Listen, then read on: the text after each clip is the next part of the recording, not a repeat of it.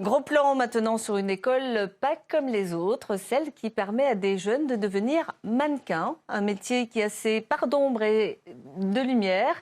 Et afin d'être mieux armés pour évoluer dans ce monde de paillettes, Anaïs Feltro, un mannequin guadeloupéenne, a ouvert son école sur Paris. Nathalie Sarfati, Olivier Duflot et Raël Moine.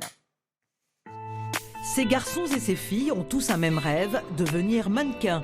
Pour se donner toutes les chances, ils ont intégré une structure totalement dédiée à l'apprentissage du mannequinat. Cet organisme de formation a été créé il y a 1 an par Anaïs Feltro.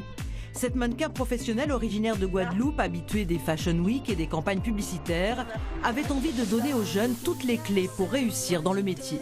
Ils ne sont pas formés et qu'il y a plein d'étapes à passer avant d'entamer une carrière, une réelle carrière. Il y a tout un développement à faire avant, toute une connaissance à avoir. Et en France, mais il n'y a personne qui donne à ces mannequins la connaissance nécessaire. Les élèves ont le choix entre des formations longues ou intensives. Le but, décrypter toutes les facettes du métier. Le coût, entre 1 500 et 3 000 euros. Pour Francis, apprenti mannequin, le sacrifice financier n'est pas inutile. Ce qui m'intéressait, c'est de sortir de l'ombre en fait. Ce que j'attends de l'école, c'est d'avoir des opportunités que je ne peux pas avoir seul, malgré mes démarches en fait. En tant que mannequin noir, Anaïs partage aussi son expérience. Le mannequinat pour les Noirs, c'est un peu plus compliqué en France. Par contre, c'est pas impossible. Tout est une question de marché.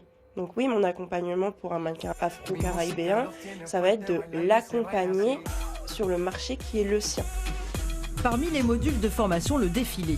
On y apprend à maîtriser ses talons, à avoir la bonne attitude, à pivoter en fin de podium. Anaïs est exigeante, n'est pas mannequin qui veut. Tous les élèves ont passé un casting avant d'intégrer la formation. Quelqu'un qui va se présenter au casting et qui n'a le profil pour rien, c'est-à-dire pas pour les défilés parce que trop petit peut-être, ou ni même pour les publicités parce que pas le physique, je prends pas. Les élèves viennent également acquérir de l'estime et de la confiance en soi.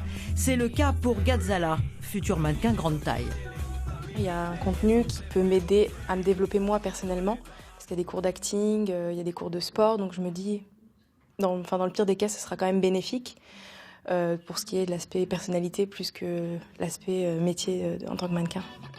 Ces cartes en main, nos apprentis mannequins vont pouvoir pousser la porte des agences avec plus d'assurance. Mais il y a beaucoup d'appelés et peu d'élus. À défaut de pouvoir défiler sur les podiums des Fashion Week, ils pourront aussi se diriger vers la photo de mode et la publicité.